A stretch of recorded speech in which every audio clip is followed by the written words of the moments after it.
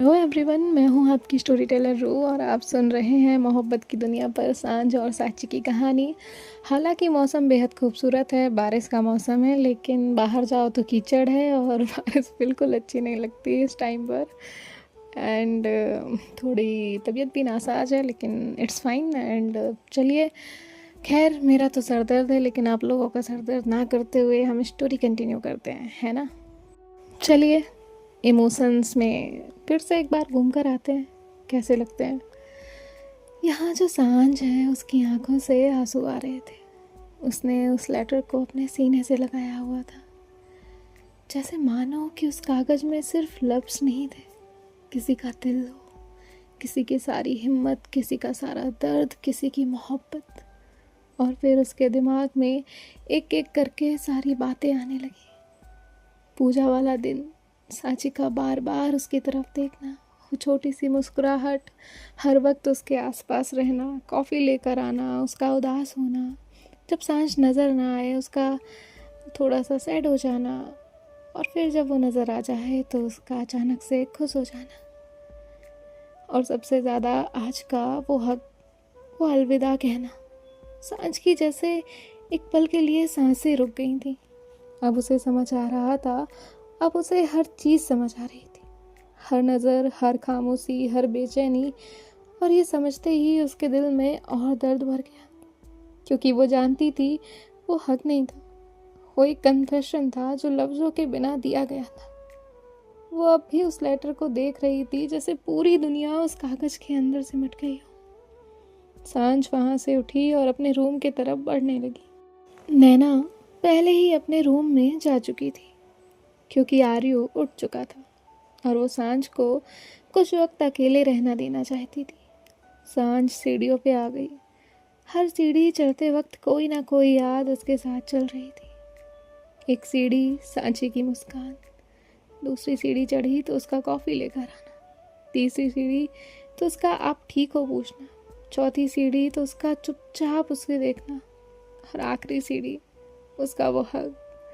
सांझ का दिल फिर भर आया। सांझ अपने रूम के बाहर खड़ी थी। उसने दरवाज़ा खोला। पूरा रूम शांत था, सब कुछ वैसा ही था। टेबल, बुक्स, लैपटॉप, खिड़की, बेड, कुछ भी नहीं बदला था। लेकिन फिर भी सब बदल गया, सब कुछ बदला हुआ था। वो धीरे से बेड पे बैठ गई। उसने तुरंत उस लेटर को अपने सीने से लगा लिया। रात हो चुकी थी, रूम में सिर्फ लैंप की रोशनी थी। सांझ बेड के कोने पे बैठी थी। उसके हाथ में अब भी वो लेटर था। अभी तक न जाने कितनी बार उसने वो लेटर पढ़ा था। हर लाइन, हर लफ्ज जैसे वो सिर्फ पढ़ नहीं रही थी, बल्कि उन लफ्जों के पीछे छुपा दर्द उसे महसूस कर रही थी। उसकी नज़र फिर उस लाइन पे रुकी जहाँ पर लिखा था, मुझे आपसे प्यार हो गया है। सांझ ने आंखें बंद कर ली। उसका दिल फिर से भारी हो गया। क्यों, क्यों उसके अंदर से आवाज आई, क्यों चाची, क्यों, क्यों तुमने मुझसे प्यार किया? एक ऐसा प्यार जो कभी पूरा नहीं हो सकता, इस प्यार के बीच दुनिया ही नहीं, हमारे कुछ अपने भी खड़े हैं। इसी डर से तो मैं तुमसे दूर रह रही थी, और तुमने मुझे वही रास्ता दिखाया।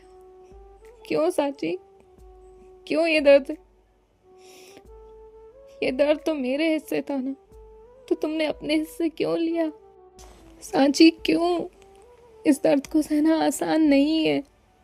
तुम्हारे हिस्से पहले ही इतने दर्द हैं।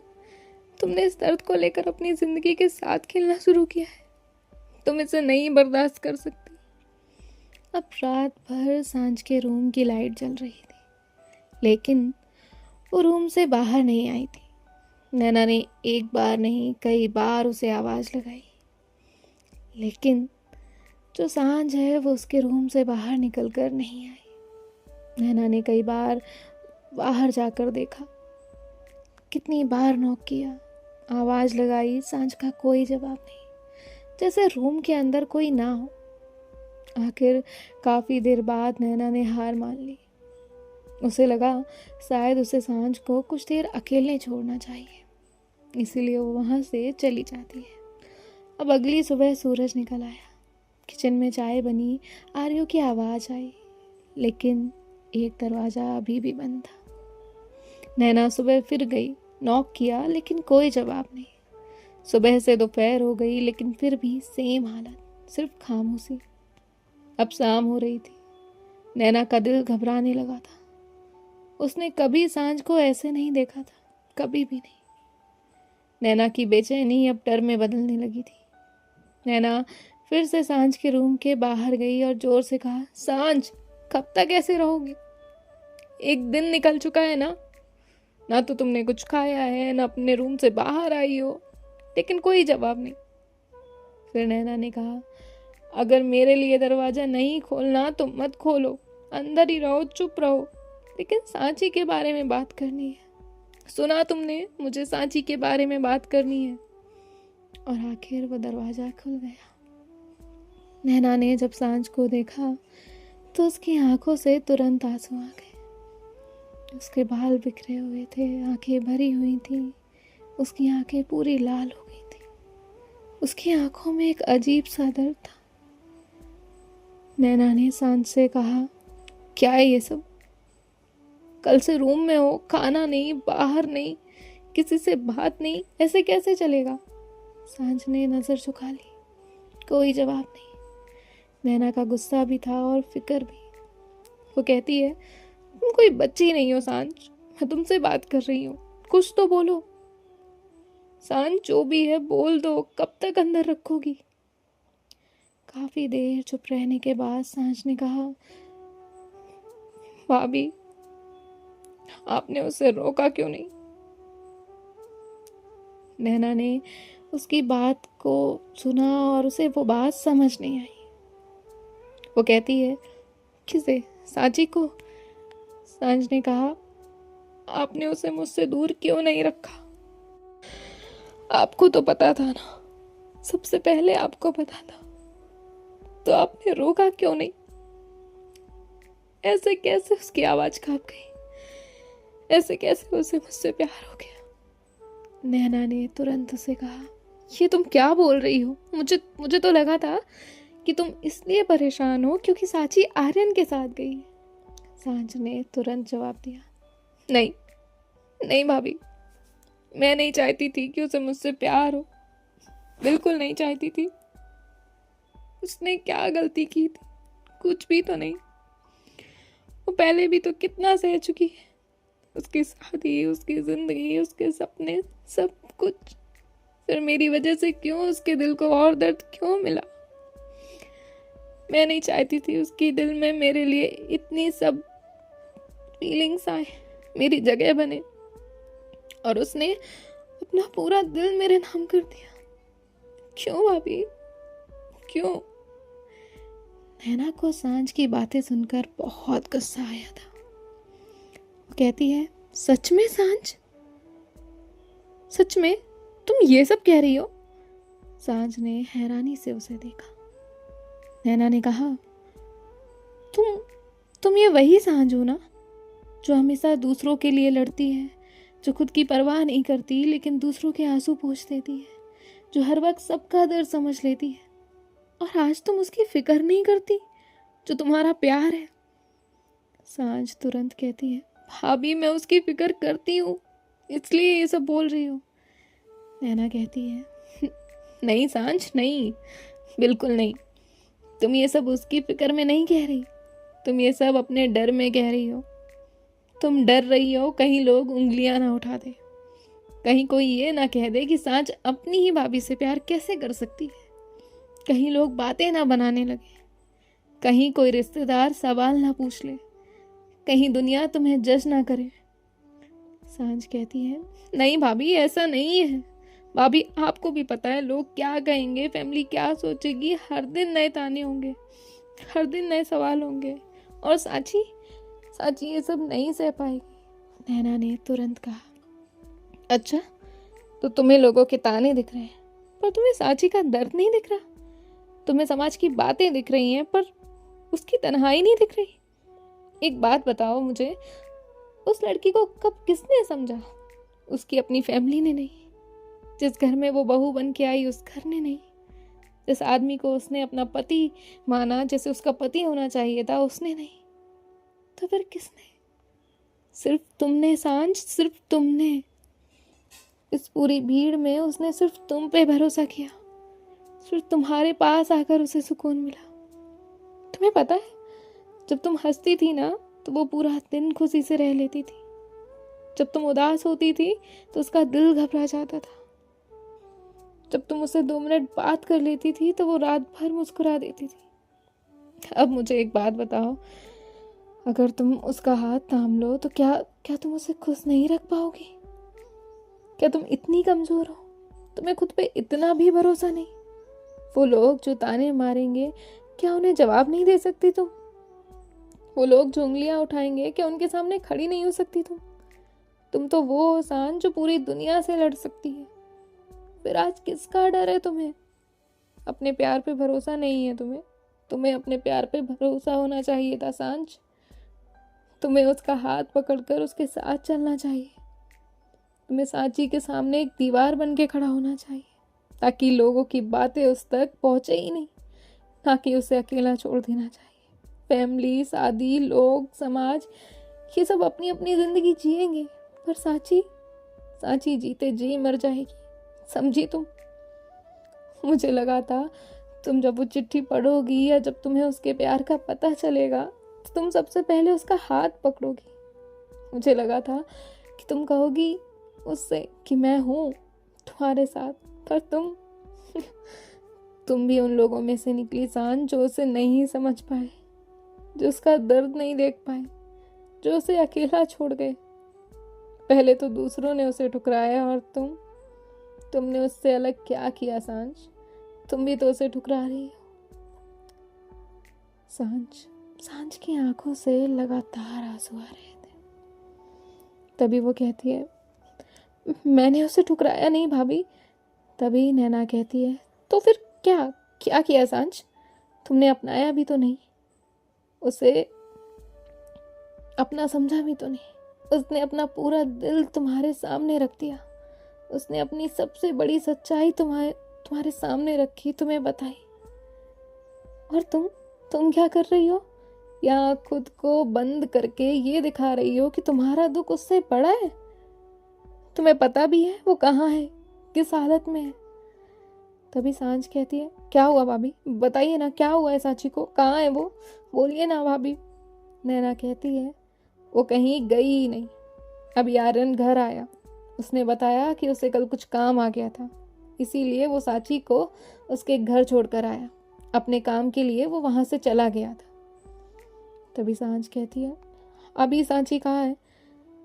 तो नैना कहती है, पता नहीं, वो फोन नहीं उठा रही। सांझ तुरंत वहां से निकलती है। तभी नैना कहती है, कहाँ जा रही हो? तो सांझ कहती है, सांची को ढूंढने। तभी नैना कहती है, वो अपने घर में ही होगी, शायद कल तुम्हें दिए गए लेटर की वजह से परेशान होगी, इसलिए फोन नहीं उठा रही। जाओ सांझ, उसके लेटर का जवाब लेकर जाओ और उसे लेकर आओ अपना बनाकर। क्या अभी भी उसे दर्द ही देना है? सांझ की आंखों में अब भी आंसू थे। सांझ ने तुरंत उस लेटर को देखा जिसे वो कल से सीने से लगाए बैठी थी, जिसे पढ़कर उसकी पूरी दुनिया बदल गई थी। तभी नैना ने उसे कहा, सांझ, अपने प्यार को वापस लेकर आओ, और हाँ, खाली हाथ मत जाना। तो सांझ ने कहा, क्या मतलब? नैना ने लेटर की तरफ इशारा किया और कहा, उसने अपना दिल कल तुम्हें दे दिया, अब तुम्हारी बारी। तुम उस लेटर का जवाब लेकर जाओ। अब सांझ तुरंत अपने कबर्ड के पास जाती है और कपड़े निकालने लगती है। उसे कोई शर्ट पसंद आती तो उसका कलर नहीं, ऐसे वो बहुत सारे कपड़े निकालती है। तभी नैना हंसते हुए कहती, बस बस, आज सिर्फ लाना है, शादी नहीं करनी। जो मिले वो पहन लो और जाओ जल्दी नीचे। नैना की ये बात सुन के सांझ के फेस पे स्माइल आई और वो बहुत खुश हो गई कि वही बात थी जिसे समझने में सांझ ने इतना वक्त लगा दिया था। तभी सांझ पटक से रेडी होती है और फिर वो लेटर उठाकर उसे अपनी पॉकेट में रखती, लेकिन बहुत संभाल के, जैसे उसके लिए वो लेटर बहुत कीमती हो। दरवाजे तक पहुंचकर वो एक पल रुकी और कहा, भाभी थैंक यू। नैना ने स्माइल की और कहा, जाओ सांझ। सांझ तुरंत गाड़ी निकालती है और तुरंत निकल पड़ती है। एक ही दिन बीच में गया था, लेकिन उसे लग रहा था वो महीनों से सांची से नहीं मिली। हर सिग्नल पे उसकी बेचैनी बढ़ जाती है। हर मिनट उसे लंबा लग रहा था। उसके पास सिर्फ एक ही ख्याल था, सांची। वो पूरे रास्ते यही सोच रही थी, सांची से मिलेगी तो क्या कहेगी, लेटर पढ़ लिया मैंने, नहीं नहीं नहीं, तुम नाराज हो मुझसे, या फिर बिना कुछ कहे वो सांची को गले लगा लेगी। बस थोड़ी देर और फिर सांची मेरे सामने। ऐसे थोड़ी देर के बाद सांझ सांची के घर के सामने आकर रुक जाती है। सांझ ने गाड़ी पार्क की और खुद से बात करने लगी। उसने सोचा वो जब सांची के सामने जाएगी तो उसे डांटेगी, बोलेगी इतनी बड़ी बात लेटर में लिखते हैं।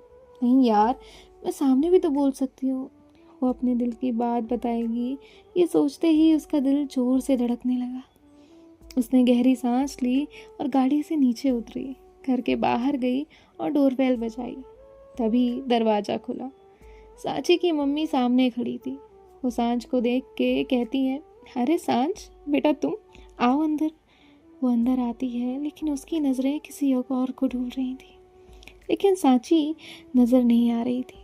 तभी वो कहती है, आंटी सांची कहाँ है? तभी उसकी मम्मी ने कहा, वो अपने रूम में है बेटा। सांझ की आंखों में तुरंत चमक आ गई, जैसे वो इसी इंतज़ार में हो। उसने तुरंत कहा, आप उसे बुला दीजिए ना, वो भाभी ने घर जल्दी बुलाया है। अब वो कहती है, ठीक है बेटा मैं बुलाती हूँ, तुम बैठो ना। और वो सांझ को पानी देकर सांची को बुलाने चली जाती है। सांझ बैठी नहीं, वो वहीं खड़ी रह गई। उसका दिल जोर जोर से धड़क रहा था। उसकी नज़र सीढ़ियों पे टिक गई। जैसे ही अगली पल सांची आ जाएगी। सांची अपने रूम में कुछ सोचते हुए बैठी थी। तभी उसके दरवाजे पे नॉक हुआ।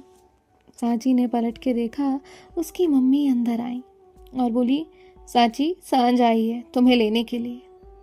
उसका दिल एक पल के लिए रुक गया। सांझ आई है मुझे लेने? वो तुरंत खुश हो गई, लेकिन अगले ही पल उसकी मुस्कान गायब हो गई। तभी उसकी मम्मी कहती है, जल्दी नीचे आ जाना। और उसकी मम्मी नीचे आ जाती है। सांची उनके पीछे तुरंत नीचे आती है।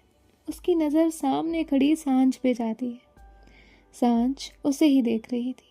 सांझ ने धीरे से कहा, चले। सांची ने हाँ में सर हिला दिया। सांची की मम्मी कहती है, बेटा कुछ खाकर जाती। तो सांझ कहती है, नहीं आंटी मैं खाना खा के ही आई हूँ। जिसके बाद वो दोनों सांची के मम्मी को बाय कहकर वहाँ से चले आते हैं। सांझ ने गाड़ी का दरवाज़ा खोला, जिसके बाद सांची आकर बैठ गई। उसने एक बार भी सांझ की तरफ नहीं देखा।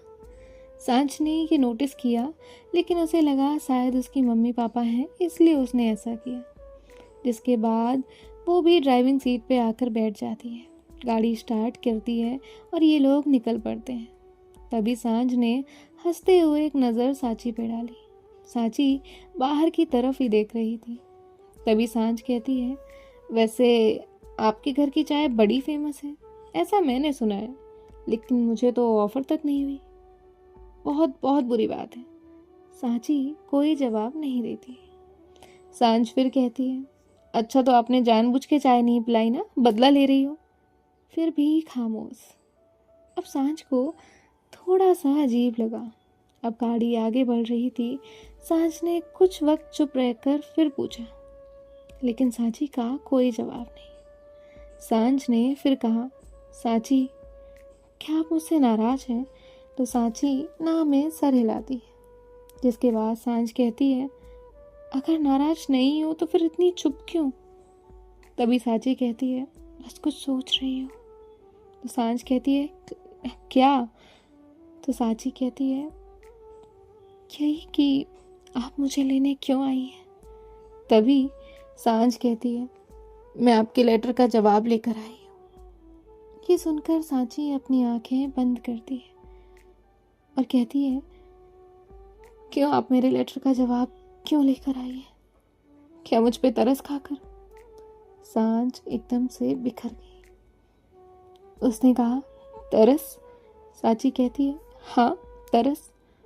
आप मुझे समझाने आई हैं ना कि जो मैंने लिखा वो गलत है, यही कि मुझे आगे बढ़ जाना चाहिए, यही कि मुझे भूल जाना चाहिए।